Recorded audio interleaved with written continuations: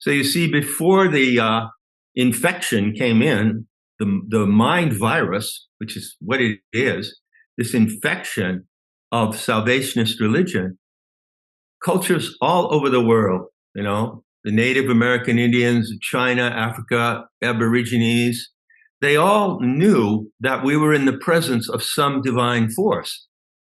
And they called her by many names.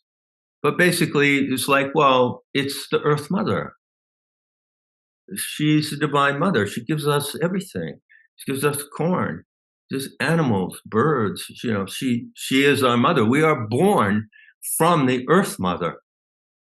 And what the Gnostics had, and what those who follow this revival today have, is a profound and intimate knowledge of that goddess figure.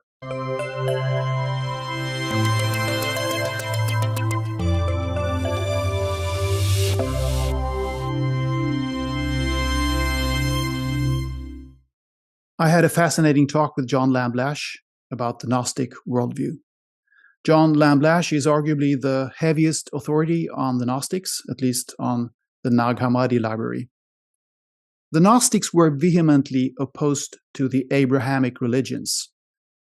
One might think that's not so relevant in our secular world, but it is, because our secular society has inherited more features than we think from Abrahamic religions, which is something we talk a lot about in this episode. I've realized that there is a mainstream even in spirituality. Some of the things that John Lash says are controversial, and some of the Gnostic content, as John interprets it, is not entirely comfortable for me. Parts are outlandish, even by the standards of this channel.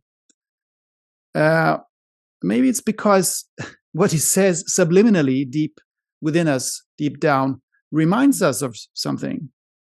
Or not. At any rate, it's all incredibly fascinating by any stretch of that word. And as always, take what resonates and leave what doesn't. John says it very well in this episode himself. He says, don't believe me. If you care in your heart, if you feel that you can have some role in correcting the insanity of this world, then go and learn for yourself. The only authority is your own conscience. The core of the Gnostic message is to remember what is natural, to remember our deep connection with Gaia, with nature, and that we have all the faculties we need in our genome. Only you and I can know the truth about ourselves, truly. I should also say that the reason why John wears dark glasses in this conversation is that his eyes have become very sensitive to light. I hope you appreciate this episode.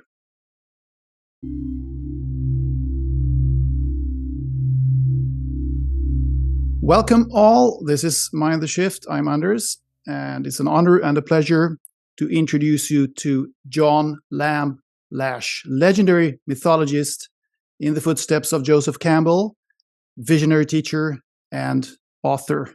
Welcome to the show, John. Thank you. It's a pleasure to be here. You have written a number of books. I don't know how many, 5, 6, 7 or something like that? 5 published, many others unpublished. Okay. But is it fair to say that the book Not in His Image is the pivotal piece of work that you've done? In a way, I would describe my work in its totality as an arrow.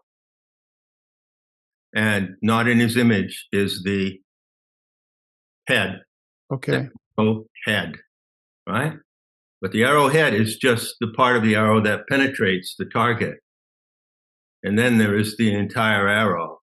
And then there is the feathers and the vein, which are what steer the arrow. So I would say, yeah, it's the arrowhead of my work, but my work is an arrow. Beautiful. It's a foundation-shaking book, and At least if you're mired in the Judeo-Christian tradition, if you're deeply mired in that, it's truly foundation shaking. I think it's foundation shaking for most people Westerners who read it. Broadly, it reveals and explains what the Gnostics can teach us about who we are and what we have forgotten about life, which is wisdom that we arguably will need to survive going forward. And we'll dive deeply into this, hopefully, obviously. The Gnostic, let's begin with the term the Gnostics. It's a pretty generic term as far as I understand. So who were they, or perhaps are they? Well, the first occurrence of the word Gnostic that scholars locate, which is a Greek word, gnostikos, meaning someone who knows, which raises a big question. Well, what do they know? What's so special about it? Is in Plato in a philosophical context. When Plato describes them, and the passage seems to indicate that he used it to mean technicians of knowledge, not just people who had a content of knowledge. For instance, they had a knowledge of a vast number of affairs in life, which they did, because they taught the humanities, they taught literature, astronomy, music. They were the great teachers of the pre-Christian world. But also there's a nuance, and that nuance is extremely important. So a Gnostic, by my definition, which would be true to their legacy, true to the way they saw themselves. Okay, we have to talk about them as they saw themselves, because they have been slandered and vilified and repressed for centuries. So I talk about the straw man argument about the Gnostics. They have a bad name today, but that's only because of the straw man argument. So everyone who comes to my work will have to get past that straw man argument. I try to take you past it to an actual, accurate definition of what the Gnostics were in their time and what you can be today if you choose to be a Gnostic. So basically, it means someone who knows things.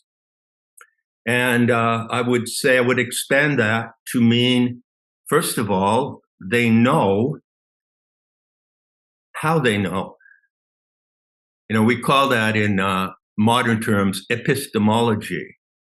So epistemology is a big name for the study of how we know what we know, okay? But to put it in layman's terms, it simply means, well, you know how the mind works. Your mind is a tool.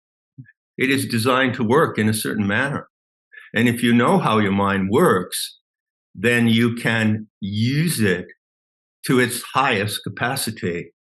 So I translate that into the expression noetics. Now, noetics and noetic psychology is a recent science by definition of history, but it's not recent at all. They were the first noetic cognitive psychologists. And so I try to recapture their legacy, what they truly were, and I try to bring it forward and upscale it and make it something that we can use today. So that's why I call it applied noetics. And I prefer to use that term because the term Gnostic has been very sullied, and it has a really bad reputation that it doesn't deserve, actually. Yeah, well, maybe it has gotten better lately because many people who are into the spiritual community and the New Age and all that, they have started to talk about the Gnostics in a very positive way, haven't they? I mean, compared to 50, 60, 70 years ago, I don't know.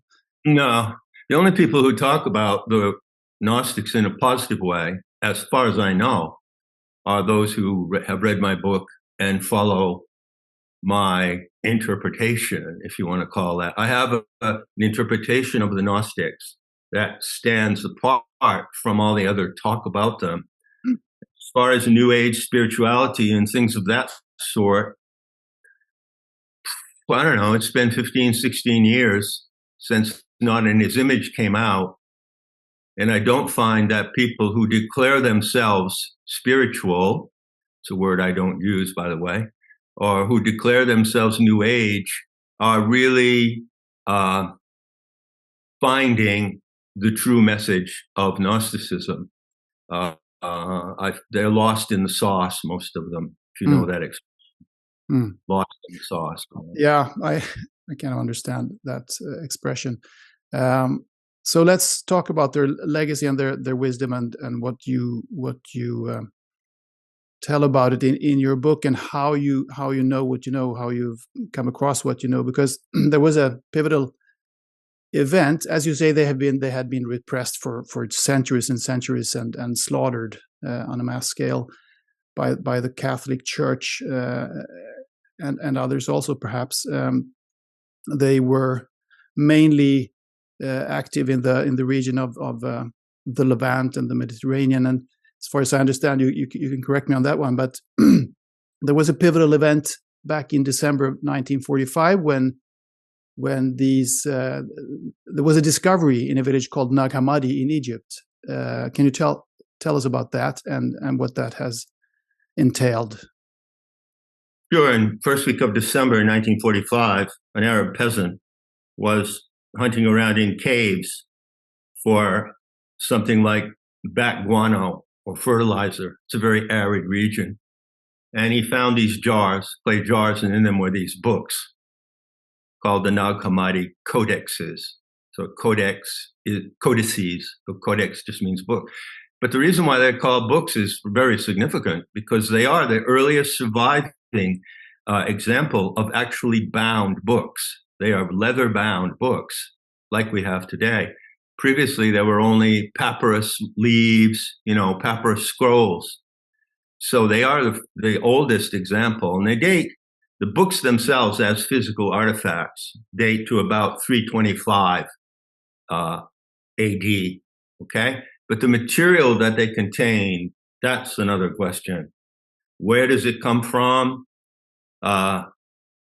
What were the original versions? It appears that most of the material in the Nag Hammadi codices is just like stenographic copies of other materials. So what were the original materials, And so there's a lot of questions about the origins of that material, but that came forth. And it wasn't until sometime later that a scholar named Jean Durès found them, or he was shown them in Cairo in a library, and he said, holy moly, do you realize what this is? This is the only surviving documents we have that we can actually attribute to this mysterious group of people called the Gnostics. So it was a huge breakthrough.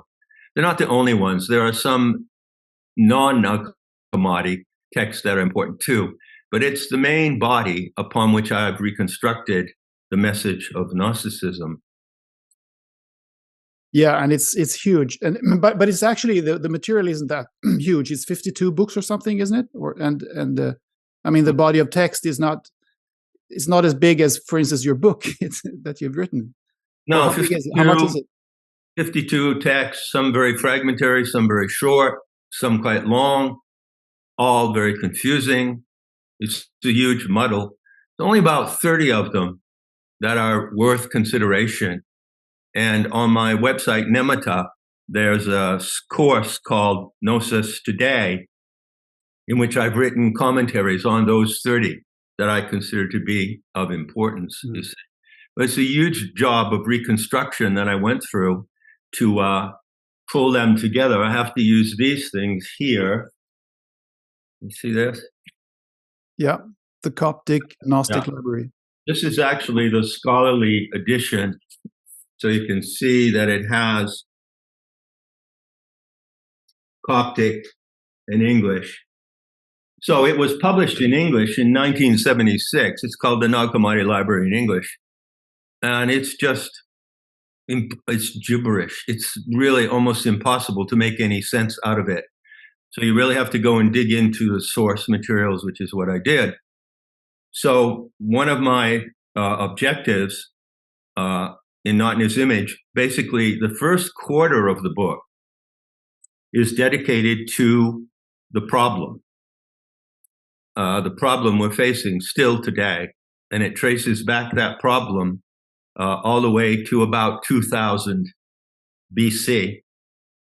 And it is the problem, and I don't know if anyone will be surprised by me saying this, but what I found that the basic core problem that underlies all the other problems in our world today is an ideology of master race supremacy. Of course, it's common knowledge that this concept of master race was connected with the German people in the 20th century. Wrong. It goes way back before that. And as a matter of fact, the ideology of that movement in the 20th century is not at all similar to the master race ideology, which I have exposed in Not in His Image. Not at all similar. So this is a dangerous subject. It goes very deep into the wounding of civilization and the wounding of our very sense of humanity. So in the first quarter of the book, I describe the problem. I go to the root of evil, which is not a cosmic force. There's no cosmic evil. There's no battle between cosmic good and cosmic evil, in my opinion. I find no evidence of that. But the battle between good and evil is right here. It's in the human heart and in our minds, you see? So I exposed the problem, and I think I've done that in a way that no one else has done. I can't tell you how many people have written me and said, wow, your book was the single thing that I ever found that completely blew me out of my religious indoctrination. You know, so I talk about religious ideology. I talk about the Savior, the male creator God who is off planet, the Savior, the Messiah, and the apocalypse, the last judgment. And I explained that the Gnostics saw all of that as insanity. I would really call it religious insanity. And by the way, I want to point out, we may get back to this, that this program, which is called the program of Zaddik, Z-A-D-D-I-K, that is the operative term. Zaddik means ultra-righteous. If I am Zaddik, if I entitle myself as Zaddik, it means I am ultra-righteous. I am holier than you, and I have the authority to tell you how you must live. Right? That is the Zaddik. That is the core of this. Sounds familiar if you know something about traditional religion. Well, all the Abrahamic religions are based on Zaddik. Yeah. So let's talk about that. In the study of deep human history, I think it's sad that conventional scholars often don't take ancient texts seriously, but you do, and you do it to a T. I mean, you not just try to explain what happened to humanity long time ago, but you explain the source of human suffering, as you are talking about here, and you expose what I interpret as the huge misunderstanding of human life that is embedded in the Abrahamic religions, Judaism, Christianity, and Islam. So what is it that we have misunderstood or misconstrued for millennia without realizing it? You talk about the Redeemer complex, for instance. Can you explain that? This Zaddik impulse, you can call it, this Zaddik factor, which emerged over many centuries. It goes back to about 1800. It goes back to an incident. It's actually described in the Bible, in the Genesis. So there's a story in there about the meeting between Abraham, who is the founder of all the Abrahamic religions, including Islam, because he had a son with his consort Hagar, and that son Ishmael is the progenitor of the Arabic peoples, right? Whereas Isaac is the progenitor of the Jewish people. So Jews and Arabs are really just the same race, really. They're cousins, But in that scene, he meets Melchizedek, and Melchizedek is, as it were, the iconic figure that represents how this alien and insane ideology came into our world, right? So I explain all that, as you say, in meticulous detail, which other scholars don't. They for some reason, they don't. Well, they're Judeo-Christian scholars. Mm.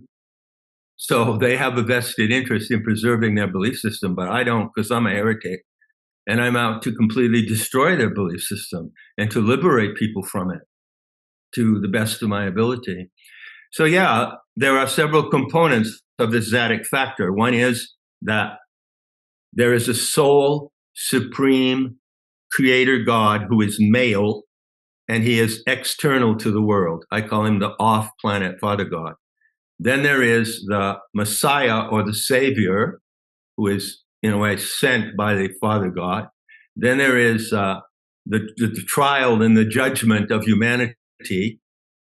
Do you or do you not obey the laws of the ultra-righteous who tell you how to live, right? By the way, I want to add, in case we skip over it, that the ultra-righteous today among us are in the field of technocracy. For instance, if you see this guy called Harari, get his full name, Harari, he's an Israeli historian. He wrote this book called Homo Deus. Yeah, I read that one. All right. When you see Harari, who's like we could name maybe 10 people who are at the top of the pyramid of technocracy, right? The technocratic elite, right? That is the Zadok today. The transhumanism is the result of Zadok today. And of course, those people stand up there like experts, and they think that they're going to tell you not only how you can live, but how you must live. Yeah, I was thinking of coming back to that, actually, that kind of question, if we have time. So we'll come back to that later. Yeah. So anyway, I just wanted to point out that there's a long arc, and it comes down to today. I'm not talking about ancient history here. Yeah. I'm not talking about reviving a dead religion. I'm talking about the urgent and imperative need to face evil. And transhumanism is evil, no matter how you play it, no matter how you spin it. So what happened was, and the Gnostics detected all this, is that when this religious ideology came over many centuries, developed first in Judaism, then it came into Christianity, right? The goal of it is actually to destroy our inherent sense of what it is to be human. That's why the WEF, that's why Schwab can say, we are going to change what it means to be human. You've heard that. Mm-hmm. You actually don't, you believe it's a conspiracy. You think it's a conspiracy theory, but he actually says those things. Yeah, of course he does. Yeah. I'm not a conspiracy theorist. I'm a conspiracy analyst. Yeah. Okay. It's good. Yeah. So he says that, and then Harari standing there talking about the future of AI and how AI and chat GPT and everything, the world is going to change and you're going to have to go along with it whether you like it or not. And Harari uses the word we, like as if he's speaking for humanity, but he's not.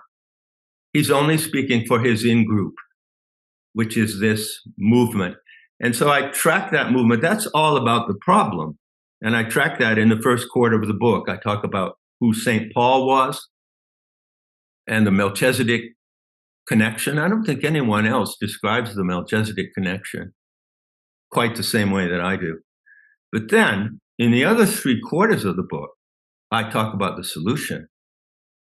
So yeah, it's important to understand who hated the Gnostics and who tried to wipe them out, destroyed the libraries of antiquity, destroyed the sacred writings of their schools and their networks.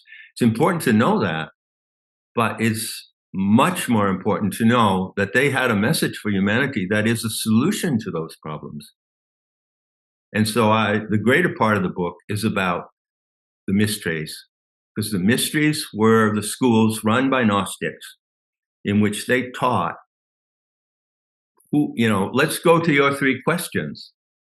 What are the three questions that you short questions that you have in your email you sent to me? Like, who are we? Where do we come from? Where are we going? Okay. And there's a third one, I think. What is our purpose of being here? Mm-hmm. The answer to those questions is in my book. And you might say, well, John, John Lash, who are you? You just have another answer. Is it any better than the other answers that we get from science, religion, or philosophy, or the New Age? Well, I can't tell you it's better. You have to find that out for yourself. It's certainly better for me and for the people in my life who have found this Gnostic message. And also, I would say that as a Gnostic, as a representative of the Gnostics today, the way I can answer those three questions may not be better, but it certainly is different. It's completely different from any answer that you will get from science, religion, philosophy, or the New Age. Well, New Age is a very generic term, to be sure. Yeah. So it contains all kinds of things. And what the Gnostics pointed out when Christianity arose and Judaism was already there was that this Redeemer complex, this idea that there is a Redeemer, there's redemption to come if you only follow the rules, and the separation between God and humans, that, as you say, the God is an off-planet thing. It's an entity that is not here, but we have to obey it. And if we follow the rules, we will come to the right place when we die. Otherwise, we go to the other place. Or, I mean, all those kinds of ideas that are dangerous. They pointed out that this is wrong and this is dangerous, and they were hated for it, and they were persecuted for it, of course. Well, of course, they were heretics, and I'm a heretic. The word heretic simply comes from a Greek verb, herein, which means to choose. So if you're a heretic, it means you choose what you believe. It means you don't grow up just accepting what your parents or your culture taught you to believe. You choose it by your free will, right? Sounds like the way to go. We should all be heretics. Heresy is coming back, I think. So yeah, one of the primary, the heart of the whole Gnostic message is you can hear it on a 4-minute, 30-second video on YouTube. If you go to sophianicmyth.org on YouTube, or Sophianic Myth, there's an introduction to the fallen goddess scenario. So the fallen goddess scenario is what I restore in the remaining 3/4 of the books. It's a great narrative that answers the three questions, you see? And the first thing that the fallen goddess scenario teaches you is that, well, religion might have told you that there's God. Where do you get your idea of God from? Who told you who God is? Who told you who humanity is? Everyone listening to me now can admit in full humility that you didn't invent those ideas yourself. You got them from somewhere. Well, you can get from the Gnostic teachings a different answer to what God is, or goddess, you see?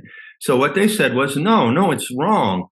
It's what you call God is really a pretender God. It's a demented alien. I mean, this is the most outrageous statement that has ever been made in the history of religion. And it's largely for saying that they were hunted down and driven into exile. Yeah, your God, what you think is God, the Heavenly Father, is actually a demented alien who pretends to be God, only pretends to be. Like Klaus Schwab. He's a demented alien who pretends to be what? The overlord of the world, right? It's the same thing. And they said, okay, we're not only going to tell you that that God that you feel so devoted to and you want to follow his rules is not the true God. Well, we'll tell you who is, right? This is who is. Yes? You know what that is? No, not really. Tell me. It's called a corn dolly. Ah, A corn dolly, that is, in people in when they gathered corn or wheat in the field, they made it into a stack and they tied it, right? And then they came and they gathered the stack. And those stacks of wheat or corn are called dollies. And so this is, I think, from the Zuni Indians of New Mexico. And so they made a fetish of the corn dolly, right? This is a beautiful fetish. You see the face of it and everything. See that? Mm. It's carved in some kind of white stone. I'm not sure what it is. And this represents the white goddess. This is a fetish of the white goddess. It was recognized by many, many people. So you see, before the infection came in, the mind virus, which is what it is, this infection of salvationist religion, cultures all over the world, you know, the Native American Indians, China, Africa, Aborigines, they all knew that we were in the presence of some divine force. And they called her by many names. But basically, it's like, well, it's the Earth Mother. She's the Divine Mother. She gives us everything. She gives us corn, just animals, birds. You know, she is our mother. We are born from the Earth Mother. And what the Gnostics had, and what those who follow this revival today have, is a profound and intimate knowledge of that goddess figure, that she is present. The off-planet Father God is not present, is invisible. You can't see him. You can't touch him. You can't taste him. You can't smell him. But you can see, touch, taste, and smell that goddess, because it is the living earth. So the whole core of the Gnostic message is to bring humanity back to the presence of this goddess figure, who is called Sophia, meaning wisdom. That's the whole point of everything that I do. Yeah, it's beautiful. And in this Gnostic myth of life, the goddess of wisdom, as you say, Sophia or Sophia, dreams up humanity, as far as I understand, in a way, dreams up humanity, emanates from the galactic core and becomes Earth. But in the process, there's a side species with negative influence on humans that is created as well, which are called the archons. So how should we understand this, the archon influence? Should it be understood as something concrete, or is it more metaphorical? Like, for instance, our shadow in the psyche, like the left brain having hijacked the right brain, as you know, Ian McGilchrist talks about in a book, for instance. Or how should this be understood? Well, it's a big question. And I know that people do struggle with this factor of the archons. But I would advise first, before I give you my latest pitch on the archons, right? I would just advise this.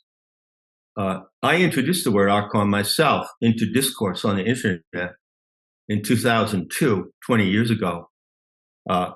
And since that time, I have always used it rigorously in the framework of this narrative, which is the biography of the wisdom goddess, where she originated, how she created humanity. She is the designer of the human species and so forth.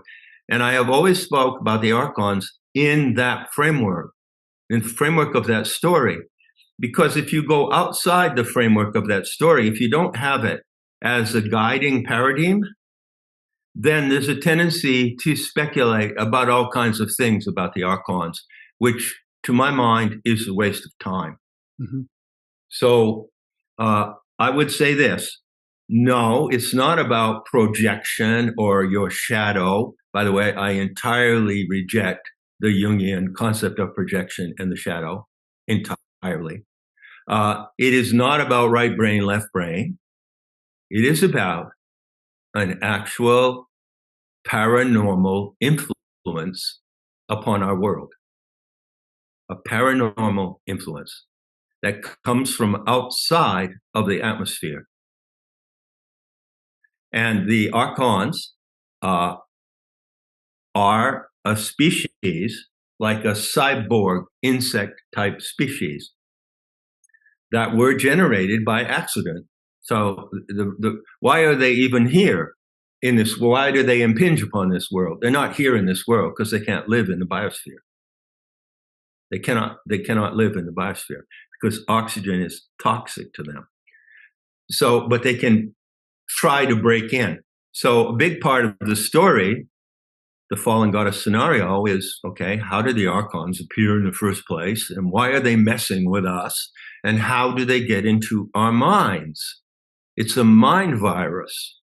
I'm not talking about the invasion of little green men or reptilians crawling out of holes in the earth. That's fantasy material. I'm talking about something more serious than that, which is a virus in the mind, a mind virus that is carried, and then it raises the question, well, how did humanity get infected with this mind virus? So the answer to all of those questions would be far too much for us to talk about here at length, okay? But you only find the answer by going to the narrative with a desire to learn. You have to learn this.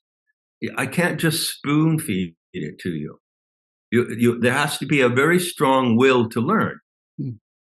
And where does that will to learn come from? It comes from the love for that goddess figure, the love for the earth, and also the love for her species, because she was a designer. She designed the human genome. And I talk a lot about that, human genome, which the Gnostics call the anthropos. So the whole story of how we got here, the answer to your three questions, is in the Gnostic material as I brought it forth today. Some of it I found in the original material after raking through it hundreds of times. And some of it I've elaborated and developed to bring it up to our time so that it meets our needs today. So when do I encounter archon influence in my daily life, or in your daily life, and everybody's daily life? The minds, is it when I feel worried, when I feel afraid, when I'm scared that something bad's going to happen, when I want to protect myself? Is that kind of the mind influence that you're talking about? No. When I use the word paranormal, I realize it's a very big term and it doesn't really say much of anything. It's what we call an umbrella term. But let me see if I can clarify it in this way. There is a category of diverse paranormal events that can occur, like a lucid dream is a paranormal event. Various psychic phenomenon, okay? There's a wide range of diverse psychic phenomena that human animals typically experience. I think everybody's had them. And they are not archontic. They are simply phenomena that arise in human emotion and imagination because we don't know how to operate our own operating system correctly. You see? Mm-hmm. You could say that if you put someone in a car who doesn't know how to drive, they don't know how to control the wheel, the brakes, the accelerator, the clutch. And so they start driving in the car and the car starts shaking, or it goes off the road, or it stalls. That's what psychic phenomena are. They are simply malfunctions of the natural operations of the human psyche. However, there is one exception. There is one type of paranormal event that is archontic and that can be traced back to the archons. Okay? So if that is correct, what I'm saying, okay, then it begs the question, well, how do we detect it? How do we know that that specifically is archontic? I'll give you the quickest rundown that I can. The archontic intrusion upon humanity in the biosphere has morphed over the ages. Okay, it has changed. The first form of archonic intrusion, which still persists today, is in salvationist religion. They intruded by infecting the human mind with an alien ideology. So if you ask me, well, where do you encounter the archons today? Go into a church. There you'll find their influence. When you see that tortured man on the cross, that is an archontic imprint in your mind. Where you see the hierarchy and the pomp of the Catholic Church, that's archontic. Same thing with Buddhists, by the way. Dalai Lama and all the rope, that's all very archonic. So wherever you see a religious or spiritual ideology that is directed by some higher authority than you're looking the archontic intrusion right in the face. So it's more like ideas that have been introduced into our minds. What's a mind virus? And what do you have in your mind? Ideas.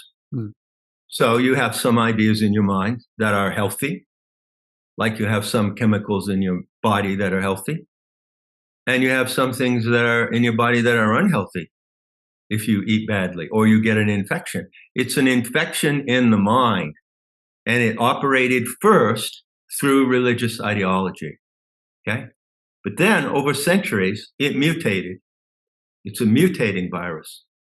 And if we want to look at the way that you encounter the archons today, the archonic influence, I said it before. You mentioned two names there, yeah? Yeah, it's transhumanism.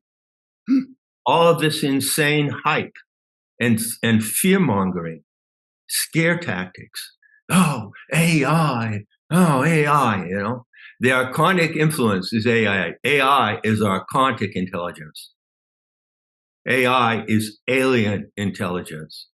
It is not artificial intelligence because there is no such thing as artificial intelligence, because intelligence is alive.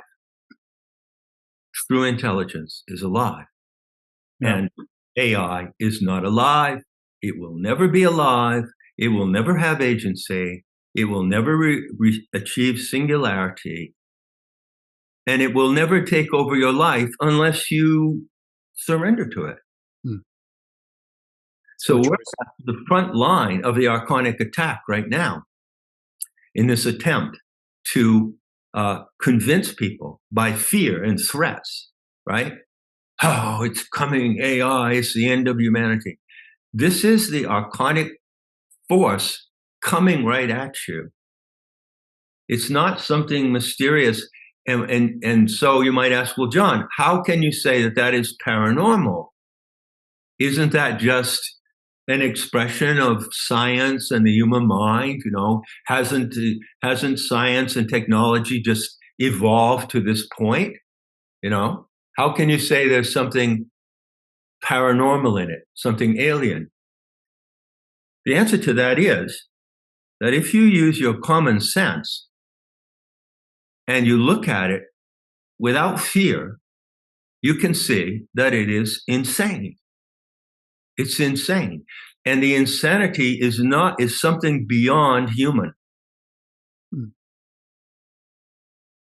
There's a point that I make very often, and I'm not very sure that I get this point across to people.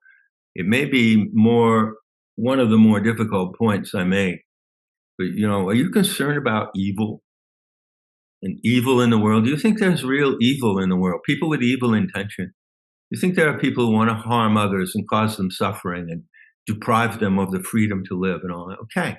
So you care about the problem, right? You want to understand. How can certain people will be so evil, right? Maybe you've asked that question.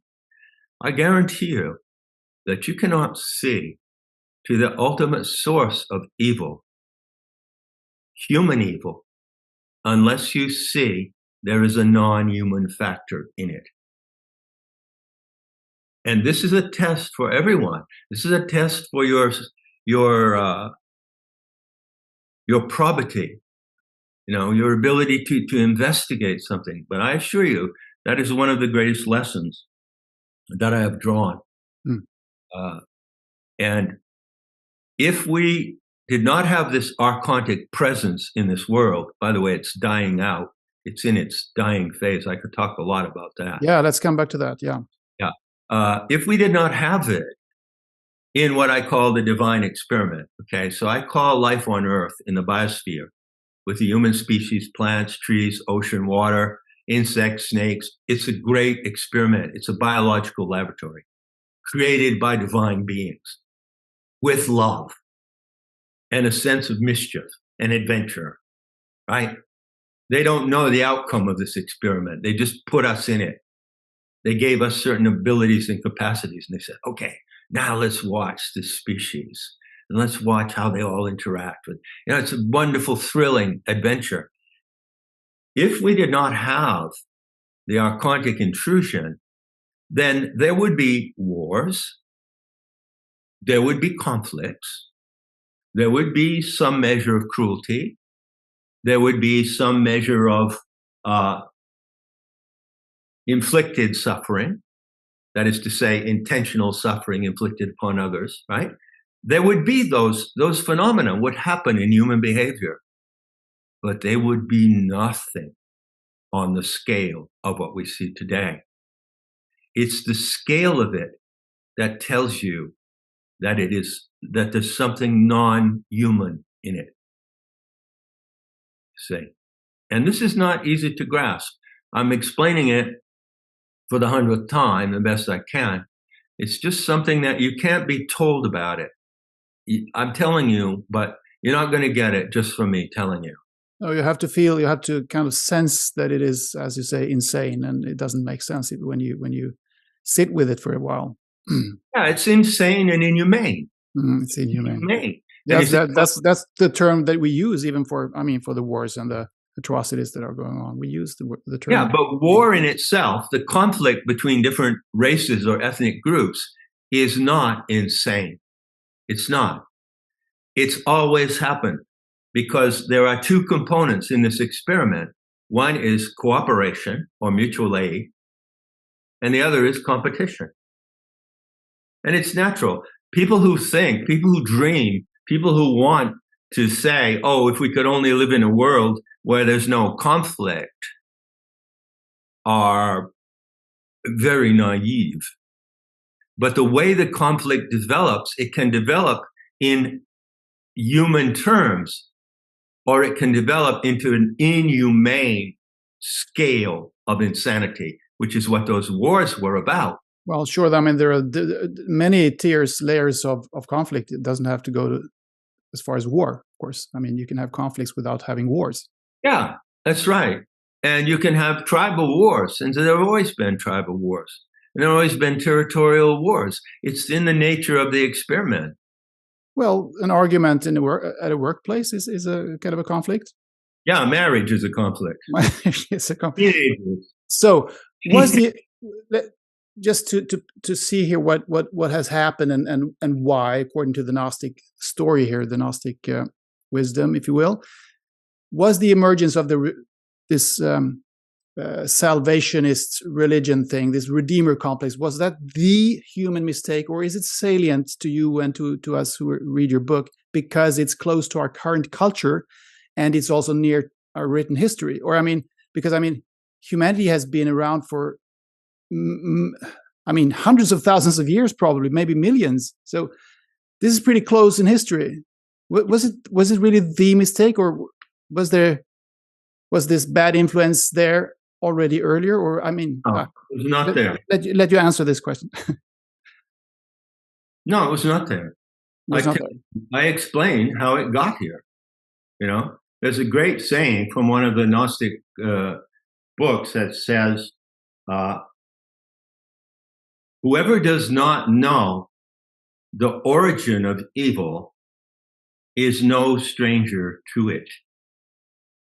Now, that's a very high standard of knowledge. What is that saying to you, people who are listening to me now, whoever you may be, whatever, what age?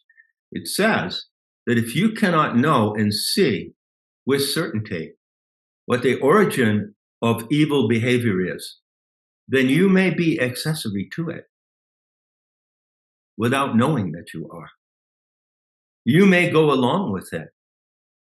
I mean, how many good people who would never harm anyone go along with Christianity? They don't have to. Do they think that they have to believe in a child sacrifice, which, by the way, is the basis of Judeo-Christianity, as I say in my book? Child sacrifice. Abraham sacrifices his son. The Father God sacrifices his son, who is the most perfect and innocent child that ever lived. What are you looking at there? You want to go along with that? And that's the one blind spot even for atheists and church haters. Yeah. Christ. Yeah. So this is deep stuff, but it all comes down to how the Gnostic message hits you. You know, how is what I'm saying now to you listening? How's it hitting you? Where is it hitting you? It has to hit you right here in the conscience of your heart. And it has to hit you here because it takes common sense and lucidity to work these things out. That is the challenge. And that's how we get out of this current situation and we defeat the archontic transhumanist agenda. Mm. That is the great test. Why did they wait for hundreds of thousands of years before they intruded into the human mind? Very good question. First of all, there are a lot of fail-safes in this experiment. The human genome, when it was designed in the galactic core, and the fallen goddess scenario explains that, it was sealed. It was sealed for protection. I described exactly how the sealing occurs. It's done with what's called exclusion water, which is the fourth state of water. Yeah, it's like more gel kind of like. Yeah, state. It's like a gel. It's encapsulated in a gel. This is the human genome. And so there is a lot of chatter going around about, coming from Zecharia Sitchin and other disinformation agents, that the Archons or Anunnaki or some alien civilization hacked into the human genome. No, they did not. They cannot hack into the human genome. It's impossible. And so there are two things that protect us. One is the genome is protected, your genome in your body. And the other is that the biosphere of the earth repels them, cannot live in their physical form, which is like an insect, locust-like creature. They exist in the outer solar system. The myth says that the Archons do not exist in the universe at large. They do not come from an advanced civilization. They exist uniquely in our solar system as an abnormal species that the goddess herself produced by accident. This is very big stuff for people to swallow. I know. If you never heard about it before, it sounds crazy, but yeah. It's very coherent, believe me. And the more you look at it, the more sense it makes. So no, they can't penetrate into the atmosphere. But what they do is they use shortwave frequency transmissions. And the nature of the Archon beings, the Archon entities, is that they are a mimetic species. So they cannot do anything except replicate or imitate.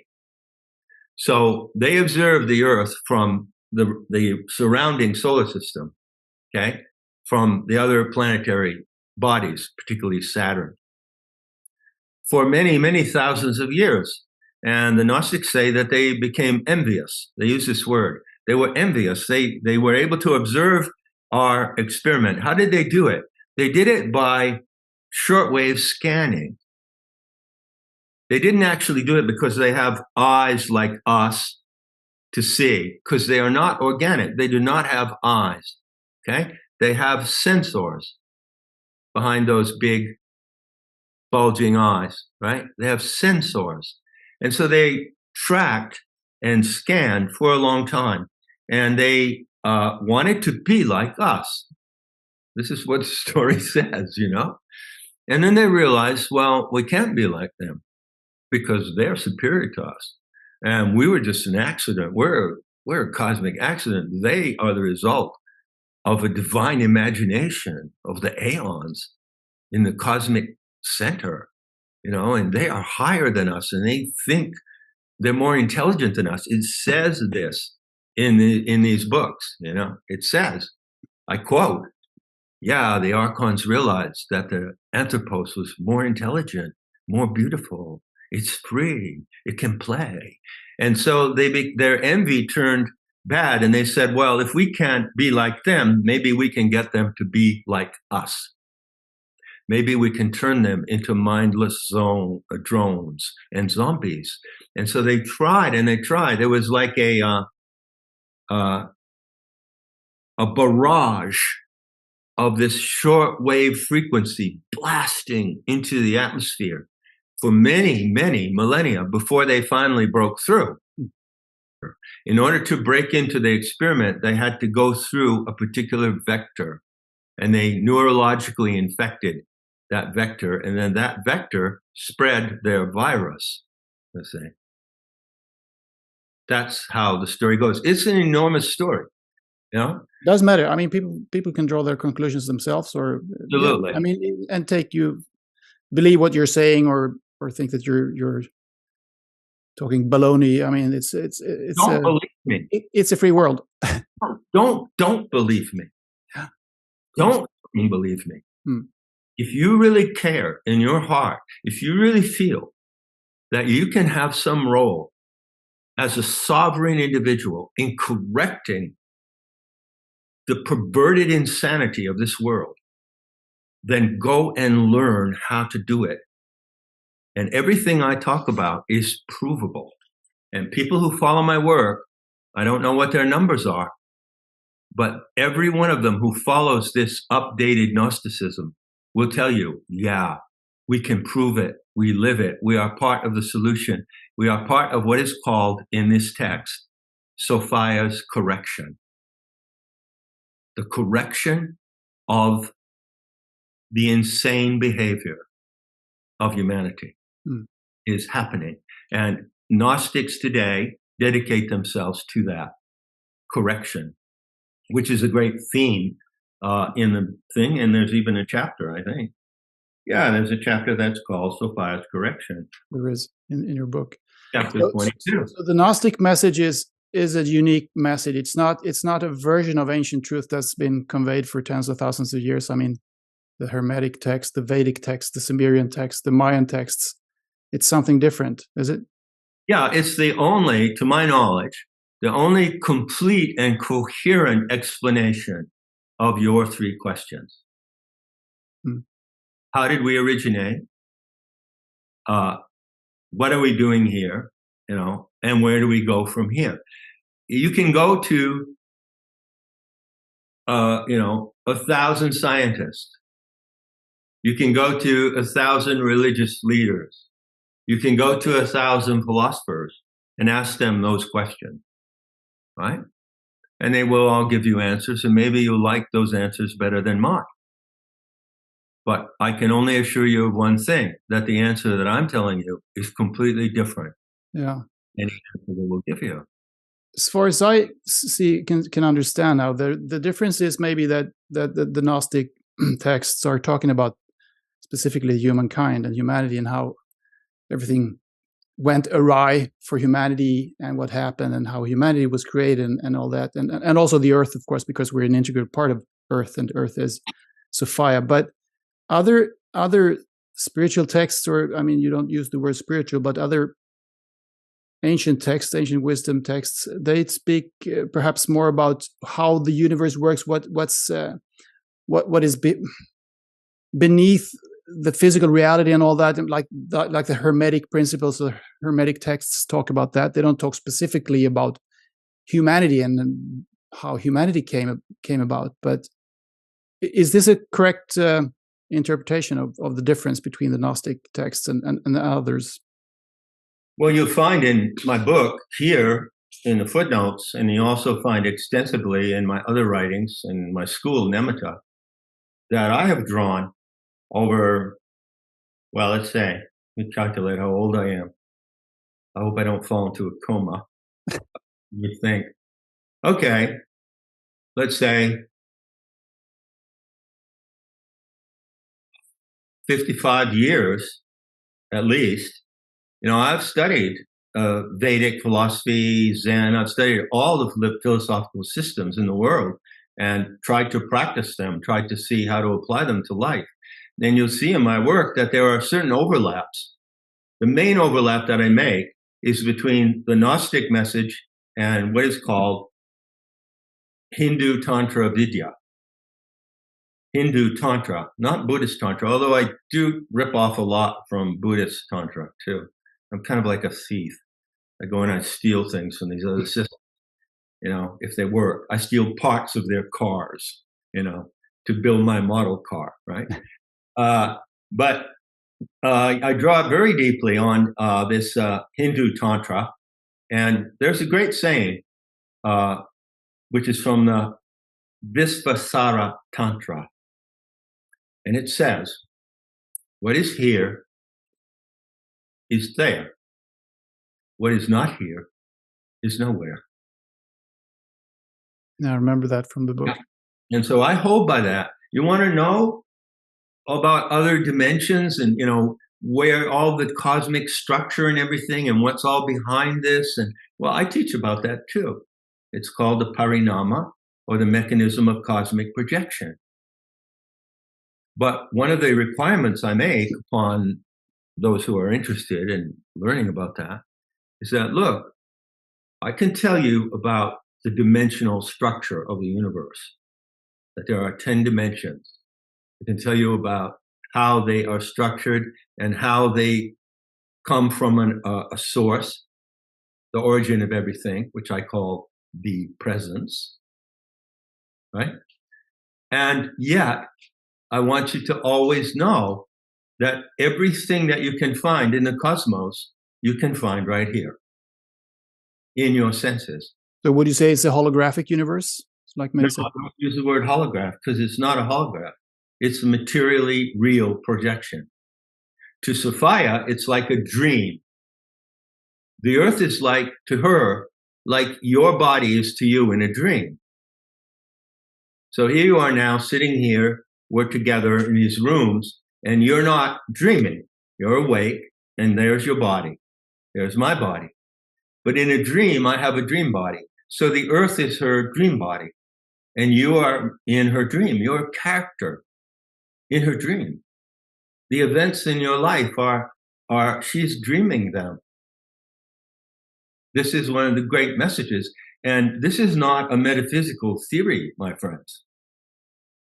No way. This is something that you can know and experience and prove and verify. That's what the practice of planetary tantra is. It's the upscaling of the Gnostic method. See? So it's huge. What we're talking about is huge, but I always want to bring it back to your, whoever's listening. I mean, how much do you actually care? How much do you care about really knowing? Or do you just want to go along with something that someone tells you, whether it be the Dalai Lama or Eckhart Tolle or Elon Musk? Do you really want to know in the depths of your own heart and mind these things? You can know that, but only through the path of gnosis, because it means knowledge. See? So I know I sound like a megalomaniac and an arrogant. I'm very comfortable, guilty as charged, But you also say that you shouldn't follow anyone. I mean, which means that we shouldn't follow you either. I mean, we should only listen to our hearts and go inward and. No, don't follow me. But I'm a teacher. I'm a teacher. Yeah, yeah. If I was a scuba diver teacher, and you came on a class with me, and I taught you how to do scuba diving, very important things, because you could die if you made the wrong mistake. So I teach you about the ocean, the tides, about oxygen, about nitrogen sickness, the bends, and then you don't follow me scuba diving all through the ocean. You go and scuba dive by yourself, right? Mm-hmm. It's the same thing. It's just that the teaching that I offer is unique and paramount, and I know that I come across as really self-important and unique. But it doesn't bother me, because what if it's true? What difference does it make if I'm an arrogant, self-important person, as long as what I'm saying is true and it can actually benefit you? See, so I don't care how I look, honestly. And you build on the Gnostic wisdom. So, I mean, and you've studied that for decades. So you have something to go on there. But I'm no authority. The only authority is your own conscience and your ability to know, but really know, not believe, not make believe, not pretend. Know. That's gnosis. In order for there to be knowledge, there has to be proof. So it's all about proving it. And you said before that this mind virus is a mutating virus, the archontic virus, and it makes sense when you think about it, because many say that, for instance, enlightenment was an awakening from the dark age of the oppression from the church, but maybe it just was a trick then, because I've suspected for a long time that there is total collusion between the secular and the religious powers that be. And you are saying that this is exactly the case, that was just a mutation of the virus from religion to the belief in science. Well, that's what happened to science. Science, as it genuinely awoke, science is simply, in a true and sane sense, is simply the exercise of human reasoning. Yeah. Of course, I mean, nobody can reject the value of science. That would be totally insane. Of course, it was a good thing that the Enlightenment occurred in the 17th century, and that people like Voltaire and others, violently rejected religion and the clergy, and the Enlightenment, that's the name of that period, was a time when people started to come back to their senses. And then in the 18th century, there were tremendous advances in science. And it was called originally, in its pure form, which largely came from the Germans, was called natural philosophy. And natural philosophy, if we had it today, we would be living in something like a more utopian world, a much better world in our symbiosis with nature. But that science also got hijacked and perverted eventually, you see? So today, when you have Einstein, complete crap, Einstein, quantum physics, atomic physics, relativity theory, this is all garbage. This is not science. This is not science at all. This is an example of how science was taken away from reason, taken out of the realm of the senses, and spun into a mind game, which goes nowhere. Nothing has ever been done through the knowledge of quantum mechanics or relativity theory. Nothing. Nothing has ever been invented based on those scientific theories that is of any use whatsoever. You see? So we have seen for the last 250 years the archontic perversion of science as well. It's a parasitical virus, my friend. Do you get that? It's parasite, and like a parasite, it spreads into culture. We have it in culture now. We have it in the TRANS movements. you have the archonic virus. One thing that the archons hate is the gender binary. They hate it. Every species has a niche on this planet. At least we think that, and I think you write that in your book as well.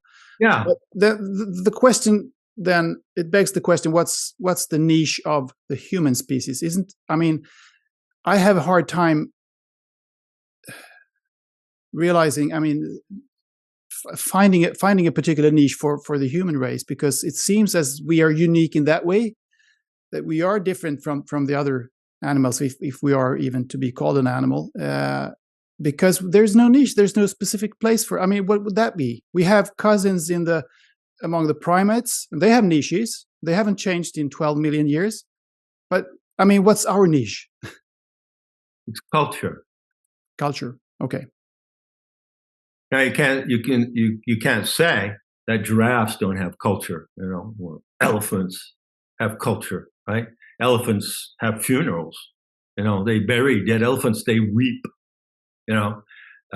ants have culture, monarch butterflies, snakes. But Sophia and Thelete, that's the correct name for your divine parents, designed the human genome in an amazing way, and I've talked about it at length. So this human genome, which is the double helix DNA, is actually encoded with 7 specific talents, 7 talents. And they designed it so that when the human genome, when the seed, the capsule, dropped into a planetary atmosphere like the Earth and developed into our species, that we would have all these skills and talents. And that allows us to create culture to a degree that far exceeds any other animals, but is not necessarily superior. I say we are an exceptional animal. I say we are animals, and I will fight to the teeth anyone who disagrees with me. But we are an exceptional animal because we have been endowed by our aeonic parents with these talents. And so we create culture. Now, it is true that we are also a high predator. We're the highest predator on the planet. So we prey on all other species and even on our own, right? And also, we can adapt. We can live in many different environments, like otters, or, there's a Swedish moose. There was an albino moose that appeared in Sweden. It's a big story sometimes here in Sweden. Yeah, has been. Yeah, it arrived there the day that I did, by the way. And my totem animal is a moose, because the moose is the animal of the state of Maine. But anyway, it has its environment. It's not going to live in the Sahara. It's not going to live in Mexico, right? But we can live anywhere. We're adaptive and we create culture. We are a unique animal in that our niche is not entirely determined by the environmental setting, but we ourselves create it. That's what culture is. And that's what makes us really interesting to the divine observers. They're looking in on the experiment and say, oh, look at how they create culture. They make pots, dishes, they make clothes, they make weapons. Oh, they build these enormous megalithic sites. How in the hell did they ever do that, right? How did they move those stones? Look at them move those stones and fit them together, Look at they create writing, they create alphabets, This is wondrous. It's wondrous that we do this. And were we able to straighten out our act and correct things, correct the interference, we could do it to the end of glory. Yeah, let's talk about where we're heading then. The advent of artificial intelligence, or archontic intelligence, as you prefer to call it, I guess. Absolutely. Will this lead to the ultimate archontic human, or even extinction? And if not, where are we headed? Are there any promising signs in this age of Aquarius, or wherever we are in time? Yeah, well, we're a long way from the age of Aquarius, but that's another subject. We're in the Piscean age. Yeah, but shouldn't it have switched over to the Aquarian age by now? Or no, if you follow the cosmic clock, the ages are defined by the movement of the spring equinox in the constellations. That's the astronomical basis of the ages. You can't argue about it. It's just how they are calculated. 2,160 years since the last. It's not an average because the constellations are of different lengths. So the Piscean age began in 120. Yeah, but the constellations aren't really the thing that is having any influence. It's more the sector of the. No, of the whole. Sector has no influence at all. You got it backwards. Okay. The constellations are real. Yeah, I know they're real, but I mean, the sectors are not real. They're like sections on a ruler. Points in space-time. Yeah, they're points on the ecliptic plane of the Earth. Oh, okay. Never mind. Let's talk about where we're heading. Are you seeing any promising signs here in this day and age? Yeah, sure. I am certain that we stand now. I don't like to use this, but those Volk. Do you say that word in Swedish? Volk. Volk. Woke. Volk, not the woke. The Volk. VOLK. VULK. No, VOLK. The folk. Aha! No, we used the letter F for that in Swedish, but in German it's VOLK. Yeah. So say it in Swedish. Folk. Okay, the folk. Yeah. I'm talking about them, right? Who have heart, who have determination, are facing today a great opportunity, unique in all of the life of our species. And that is the opportunity to set a boundary. Okay? Now, I have said in a recent talk, I can't remember, did I say it? I can't remember what I'm talking about most of the time. So I think I said somewhere, yeah, it was with Lucas on Age of Truth. I said, do you know what a shit test is? Do you know what a shit test is? Not really. Okay, it's one word, right? SHITTEST, right? So it goes like this. Suppose I meet you just in a cafe and we start to strike it off and sort of have a conversation, right? But I really don't know if I want to continue this conversation with you because I'm not quite sure, if you're intelligent enough or maybe if you have enough money. And so I ask you outrageous questions, which are not really sincere, but I just ask it to get your reaction, right? For instance, if I said to you, we're sitting in a cafe and I said to you, hey, what do you think of the price range of Ukrainian hookers? That would be an outrageous question, I guess. Yeah. Yeah. Do you think 1,000 a night is too much? I could ask you that question. Obviously, I don't mean that, do I? I'm just asking it to get a reaction from you. See? That's what's called a shit test. Okay? The whole hype that you're now hearing about AI, end of humanity, hundreds of YouTube videos every day. It's going to destroy humanity. It's going to change everything. That's a shit test. It's simply there to test you to see how vulnerable you are and how weak you are.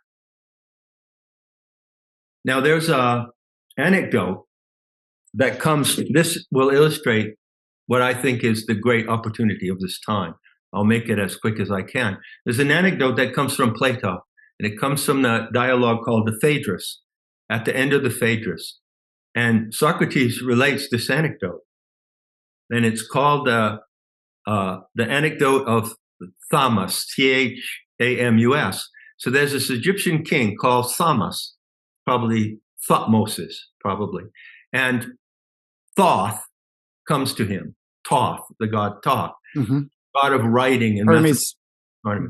And Thoth comes to him, he's very excited, and he says, oh, King Thomas, you won't believe what I've done. He said, I've created this tool, this magnificent tool of technology, which is called writing. And look, you can write it down in these letters, like the letters that are in the code of this computer right here. You can write it all down, and it's going to just change everything, and it's going to be such a boon and a benefit to humanity. And you have to read this, by the way, in the original. It's only like 2 paragraphs long. And King Thomas says, oh, no. He says, what you have created is not an aid to memory, but it will destroy memory. This technology that you present as helping human beings with their faculties will actually destroy their faculties. So this is a warning. And then comes the really great part, which is, I think, the primary lesson of our time today. King Thomas says, though I'm paraphrased, those who invent and implement and produce this technology are incapable of judging its usefulness. Now take that message to heart. That comes from Plato, from probably a kind of initiated viewpoint. So I tell you today, this is your opportunity to make a difference. Those who are hyping AI, the transhumanists, the code writers, the technocrats, Elon Musk and all of them, those who are threatening you, they're threatening you with it. Or they're saying, oh no, it's the best thing that ever happened. They are the least capable of judging how to use it correctly. But who is? You are. And this is what you have to do. You have to draw a line, a boundary. And this test, it is a test.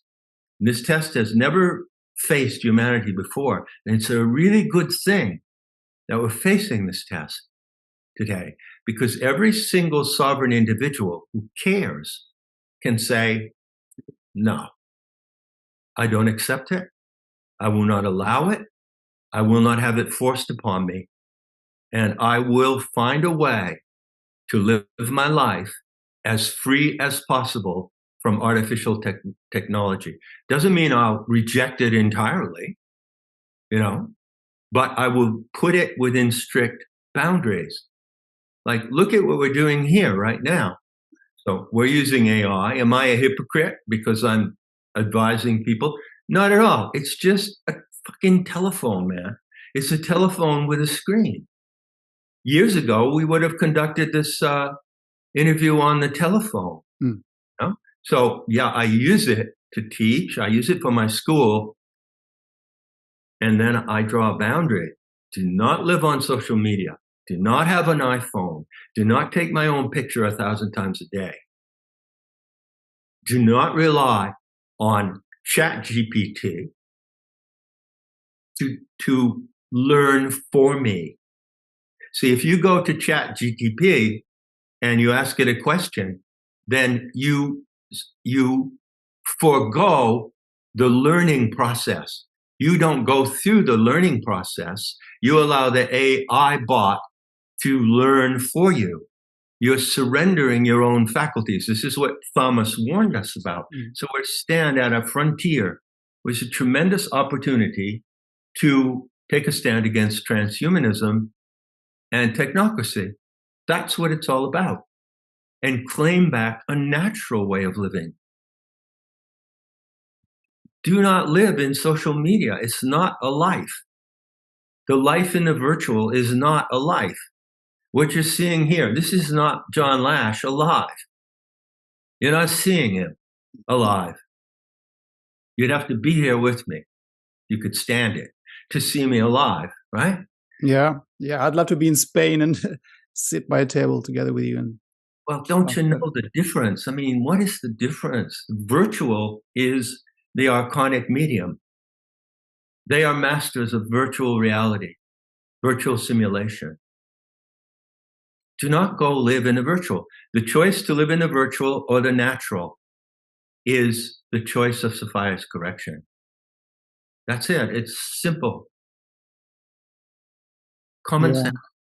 Yeah, it's I like what you're saying. It's beautiful, but I think also maybe, I mean, technology is just, you can see it as just a tool. And Gutenberg's printing press was the same thing as the internet has been, and what artificial intelligence might be in the future, but on different levels, I guess. I mean, you could say that the printing press has destroyed our ability to come up with things ourselves and realize things ourselves and go within and find the truth, and instead reading books.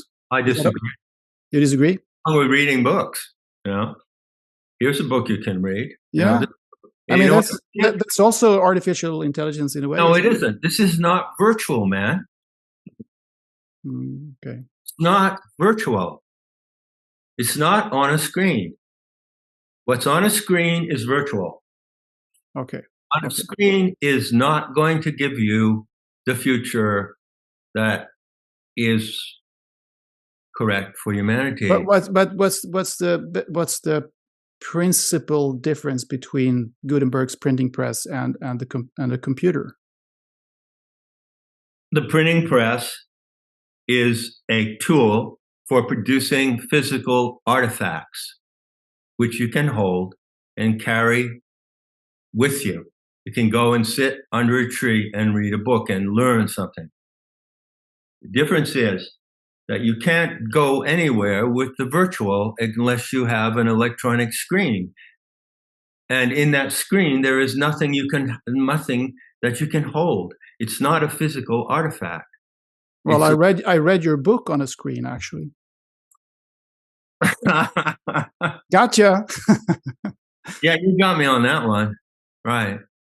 Anyway, I mean, what you're saying is it makes a lot of sense, and it's you say many wise words. And this world that you're exposing here, that you're telling about in your book and in your teachings, is, I mean, it's something else. It's something that you won't find in many other places, actually. But it's pretty fascinating stuff. So, John, it's been a fantastic conversation, very interesting, and very foundation shaking, I guess. Where can people find out more about you and your work if they want to do that? Well, I don't do social media. That should be obvious by now. Yeah, that's obvious. But I do have. But you do have a website. You mentioned that, I think. Website, and I have some YouTube channels, but I'm not really very inclined to do any much more on my YouTube channels. But anyway, the first place I would advise you to go is Sophianic Myth, one word, Sophianic Myth. And that will bring up a 4.5-minute video montage with a voiceover that explains the Sophianic myth. That's where you begin. Apart from that, there's my YouTube channel, John Lamb Lash, which has a lot on it. For instance, there's a 13-part course on comparative mythology, free. So if you would like to know, I'm a comparative mythologist. If you'd like to know how I work, you can go take that course. And then principally there is my school, Nemeta, Nemeta.org. And that's where I present the work based on my intention to restore the humanities. That's my goal. The Gnostic teachers of the past taught the humanities. They taught literacy, art, music. They taught culture, the richness of human culture. And that is the purpose of Nemeta, my school. And that's it. And I don't do anything else on social media. John Lamb Lash, thank you so much for being a guest on the show, and thank you for spreading all your groundbreaking insights and knowledge. Well, thanks for inviting me. It's been a good ride, full of thrills. And if some of the listeners can draw some insight, I would be happy that they can. That's all I can say.